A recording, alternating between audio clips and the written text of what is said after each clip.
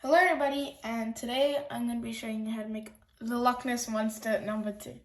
Well, just the second Loch Ness Monster. So count 2 blocks and then turn it twice. That's going to be the head. Now count 8 blocks, so 1, 2, 3, 4, 5, 6, 7, 8. And then turn the 9th one 2 times. Like that. Count 3 blocks, turn it twice. Count 2 blocks, turn it twice. Count 1 block and then turn it twice. So